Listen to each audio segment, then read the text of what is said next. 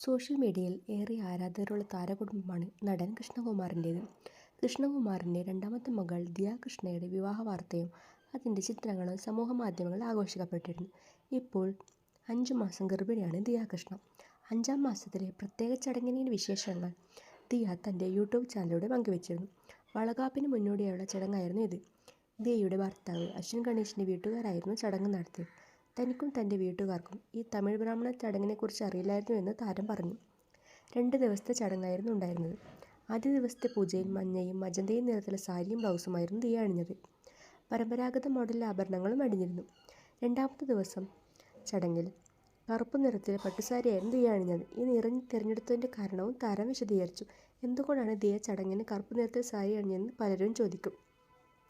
കണ്ണു വയ്ക്കാതിരിക്കുക എന്ന് ഉദ്ദേശിച്ചുള്ള ചടങ്ങാണിത്. കറുപ്പ് കുപ്പിവളകളും അണിയും. അശ്വിനും കറുത്ത കുർത്തയാണ് അണിഞ്ഞിരുന്നത്. അശ്വിൻ്റെ അമ്മയാണ് സാരി തിരഞ്ഞെടുത്തത്. കറുത്ത നിറത്തിലെ സാരിയാണ് ഇന്ന് അണിയേണ്ടത്. കറുത്ത സാരിയോടൊപ്പം മെറൂൺ ബ്ലൗസാണ് അണിഞ്ഞത്. ബ്ലൗസ് സിമ്പിൾ മതി എന്ന് പ്രത്യേകം പറഞ്ഞ് ചെയ്യിപ്പിച്ചതാണെന്ന് ദിയ വെളിപ്പെടുത്തി.